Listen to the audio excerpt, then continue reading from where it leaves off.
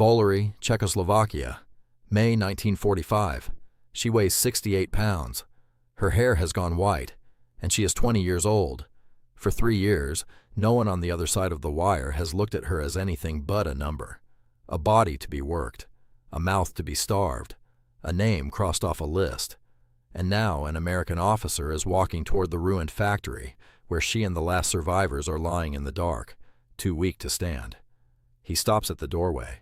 He looks at her, and then he does something no one has done to her in 1,000 days. He holds the door open, and he waits for her to go first. It is the smallest thing in the world, a courtesy you would show a stranger on any ordinary afternoon, and it breaks her completely. This is the story of how one held door undid 3 years of deliberate cruelty, and of the man who opened it, who had more reason than almost anyone alive to feel no mercy at all. Her name was Gerda Weissmann. She was born in the spring of 1924 in Bielsko, Poland, a comfortable town tucked up near the Czech border. Her father worked in the fur trade. Her mother kept a warm and ordered home, the kind of home where the table was always set and the door was always open to friends. She adored her older brother, Arthur, 5 years ahead of her, forever a little out of reach, forever her hero. She went to school. She learned to ski on the slopes above the town. She swam through the long Polish summers. She was, in every way, an ordinary girl, with an ordinary future quietly waiting for her. And then, on the 1st of September, 1939, that future ended in a single morning.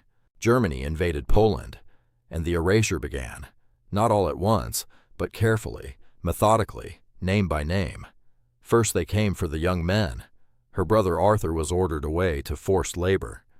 She watched him go from the doorway of their home, and she pressed her face to the window until he was gone. She did not know it was the last time she would ever see him.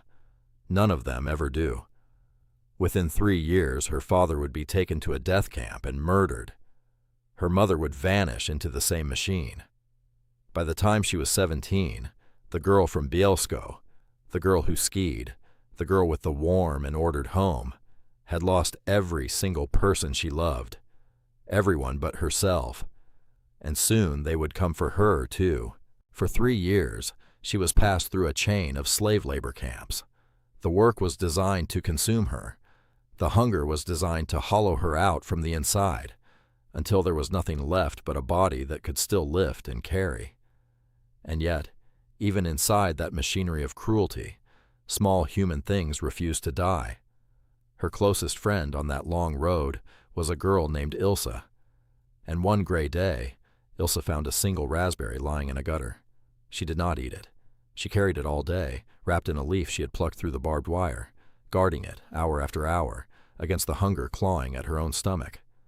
And that evening, she gave it to Gerda. One raspberry, the entire earthly wealth of a starving human being, given away to someone she loved. Imagine a world, Gerda would later write, in which your whole possession is one raspberry, and you give it to your friend. That was the world she was fighting to stay alive in, a world where a single berry could still mean love. Then, in the winter of 1945, with the Allied armies closing in from every side, the Germans made a choice. They did not free them. They marched them. 2,000 women, driven on foot more than 350 miles through the mountains in the dead of winter. 3 months of walking. No shelter. Almost no food. Thin bodies in thin rags against the snow. Those who fell behind were left where they fell, and Ilse, who had carried a raspberry all day so her friend could taste sweetness, Ilse did not make it. She died in Gerda's arms, and with her last strength, she asked for 2 things: that her parents never learn how she died, and that Gerda hold on just 1 more week. Of the 2,000 women who began that march, roughly 120 were still breathing at the end. Gerda was one of them. She had held on, exactly as her friend had asked. This wall is 102 cases most channels never bother to translate. Subscribe for the next one. And now, back to where you left off. The officer who found them was named Klein. And here is the part of this story that history so often leaves out. Klein was born in Germany. He was a Jew. In 1937, he had fled to America, alone, barely more than a teenager. following a sister who had gotten out a year before.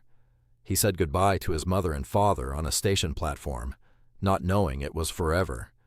His parents could not get out. They were deported to a camp in France, and from there, in the summer of 1942, to Auschwitz. They did not survive, and Kurt Klein put on an American uniform and came back across the ocean, back to the very country that had marked him and murdered his family, for death. He was one of the Ritchie boys, German Jews who returned to fight the Reich in the language of their childhood. So whose war was this, really? On that spring morning in Volary, standing in a doorway before a room of dying women, it was his. He stepped into the factory and saw them, skeletal, in filthy rags, some already beyond any saving. And Gerda, summoning some last reserve of the cultured girl she had once been, swept her hand across that room of the dying and quoted the German poet Goethe, "Noble be man, merciful and good." In her own language, in his own language, in the tongue they had both grown up speaking. Klein was undone by it. And then he asked her a question so ordinary that it shattered her. He asked, gently, "May I see the other ladies?" Ladies. For 6 years no one had called them ladies. No one had called them anything human at all. They had been numbers and vermin and cargo. And then this soldier stepped back and held the door and waited for her to walk through first. That, she would say for the rest of her life, was the moment of the restoration of humanity, of humaneness, of dignity, and of freedom. Freedom, that first day, carried a danger of its own. The soldiers wanted to feed them. Bread, chocolate, rations, everything the women had dreamed of through 3 years of hunger, pressed into their skeletal hands. And it was Gerda who understood and warned them. Too much, too rich, too fast, and the starving would die of the very kindness meant to save them. Their bodies could no longer bear it. So the food came slowly, measured out, careful. The officer who had opened a door now helped keep them alive by holding that impulse back, by protecting them, even from the soldier's own tenderness. Mercy, it turned out, was not only what you gave. Sometimes it was what you had the wisdom to withhold. Kurt Klein could not stay. The army moved on. But before he left, he gave her his address, and they began to write. For a year, their letters crossed a ruined continent, back and forth, a whole courtship carried on paper. And in June of 1946 in Paris, the survivor married the man who had liberated her. "He opened not only the door for me," she said, "but the door to my life and my future." They were married for 56 years. She wrote a memoir that a generation would read. Their story became a film that won an Academy Award, and her adopted country gave her its highest civilian honor.